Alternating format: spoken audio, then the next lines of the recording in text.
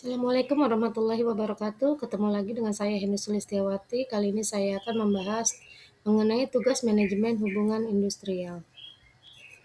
Strategi manajemen hubungan industrial untuk menekan turnover karyawan. Studi kasus PT sedang tidak baik-baik saja perusahaan retail Indonesia. PT sedang tidak baik-baik saja saat ini menghadapi tantangan serius berupa meningkatnya turnover karyawan akibat ketidakpuasan terhadap sistem penggajian dan kurangnya perhatian pada keseimbangan kerja dan kehidupan. Kondisi ini bukan hanya mengganggu stabilitas hubungan industrial, tetapi juga mengancam keberlangsungan operasional perusahaan karena menurunnya daya tarik perusahaan di mata tenaga kerja potensial. Work-life balance dinyatakan sebagai faktor krusial dalam mempengaruhi kesejahteraan dan retensi karyawan.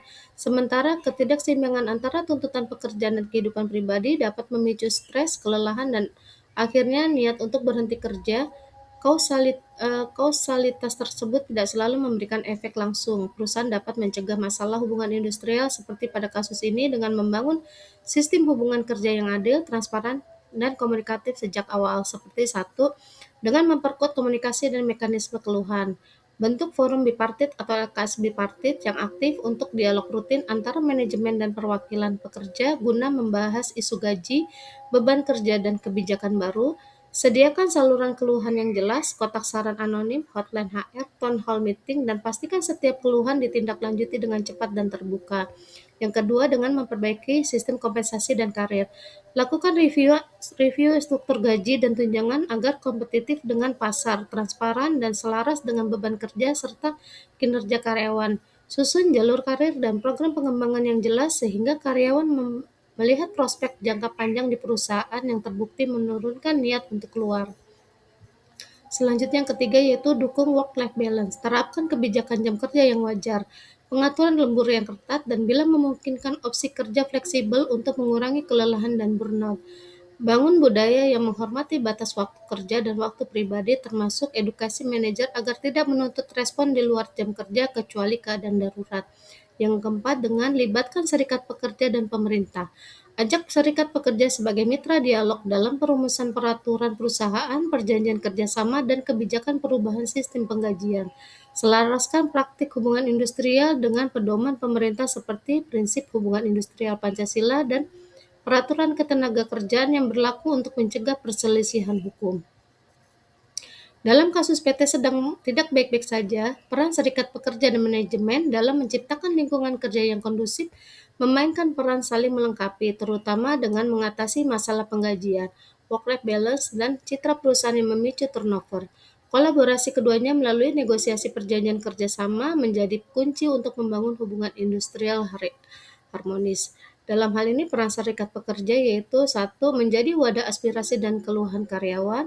Serikat pekerja berperan menghimpun dan menyalurkan aspirasi karyawan terkait permasalahan yang muncul seperti keterlambatan atau ketidaksesuaian penggajian, beban kerja berlebih, serta kurangnya perhatian terhadap work-life balance. Dengan adanya serikat pekerja, keluhan tidak disampaikan secara individual atau emosional, tetapi secara kolektif dan terstruktur. Yang kedua, yaitu melindungi hak dan kepentingan pekerja. Serikat pekerja memastikan bahwa hak-hak karyawan tetap dilindungi meskipun perusahaan berada dalam kondisi sulit. Hal ini mencakup kepatuhan perusahaan terhadap peraturan ketenagakerjaan, pelaksanaan perjanjian kerja, dan kesepakatan bersama, pencegahan kebijakan sepihak yang merugikan pekerja. Yang ketiga yaitu mendorong dialog dan negosiasi dengan manajemen. Dalam situasi perusahaan yang tidak baik-baik saja, serikat pekerja berperan aktif mendorong dialog bipartit dengan manajemen untuk mencari solusi bersama. Misalnya, negosiasi penyesuaian sistem penggajian secara bertahap, pembahasan alternatif kompensasi non-finansial, kesepakatan kebijakan kerja yang lebih fleksibel. Pendekatan dialog ini membantu mencegah konflik hubungan industrial.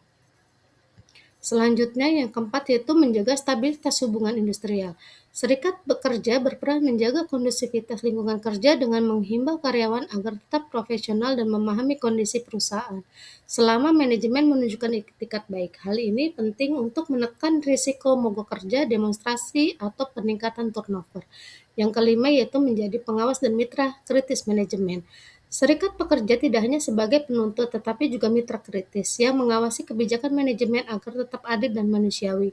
Serikat pekerja dapat memberikan masukan strategis demi keberlanjutan perusahaan dan kesejahteraan karyawan. Dalam kasus PT sedang tidak baik-baik saja, serikat pekerja berperan sebagai wakil karyawan, pelindung hak, fasilitator dialog, dan penjaga stabilitas hubungan industrial. Dengan menjalankan peran tersebut secara konstruktif dan kooperatif, serikat pekerja dapat membantu perusahaan keluar dari masa sulit tanpa mengorbankan kesejahteraan dan kepercayaan karyawan. Selanjutnya adalah peran manajemen. Peran manajemen dalam hal ini satu, menunjuk kepemimpinan dan tanggung jawab. Manajemen harus menjadi pihak pertama yang mengakui adanya masalah dan bertanggung jawab atas kondisi perusahaan. Sikap ini penting untuk membangun kepercayaan karyawan dan serikat pekerja bahwa manajemen tidak menghindari persoalan. Yang kedua yaitu membangun komunikasi yang terbuka dan transparan. Manajemen berperan menyampaikan secara jujur kondisi keuangan dan operasional perusahaan, penyebab terjadinya masalah, rencana pemulihan dan perbaikan ke depan. Transparansi ini mengurangi rumor, ketidakpastian, kecemasan karyawan. Selanjutnya yang ketiga yaitu dengan memperbaiki sistem gajian secara adil dan realistis. Walaupun perusahaan sedang mengalami kesulitan, manajemen tetap berkewajiban yaitu menjamin upah sesuai ketentuan minimum dan perjanjian kerja, menyusun skema pembayaran atau penyusunan upah secara bertahap, mencari alternatif kompensasi, tunjangan finansial, dan fleksibilitas kerja. Langkah ini menunjukkan komitmen manajemen terhadap kesejahteraan karyawan. Yang keempat, menciptakan kebijakan kerja yang mendukung work-life balance. Manajemen berperan mengatur beban kerja yang wajar, jam kerja yang lebih fleksibel, perhatian terhadap kesehatan fisik dan mental karyawan. Kebijakan ini dapat meningkatkan loyalitas dan menekan niat karyawan untuk keluar dari perusahaan. Yang kelima yaitu berkolaborasi dengan serikat pekerja. Manajemen harus memandang serikat pekerja sebagai mitra strategis, bukan lawan. Bentuk ini meliputi membuka ruang dialog bipartit secara rutin, melibatkan serikat pekerja, dan mengambil keputusan yang berdampak pada karyawan, mencari solusi bersama dan menguntungkan kedua belah pihak. Yang keenam yaitu membangun kembali kepercayaan dan citra perusahaan. Manajemen berperan menjaga iklim kerja yang menghargai karyawan melalui perlakuan yang adil dan manusiawi, konsisten antara kebijakan dan pelaksanaan, apresiasi atas kontribusi karyawan. Hal ini penting untuk memulihkan citra perusahaan di mata tenaga kerja.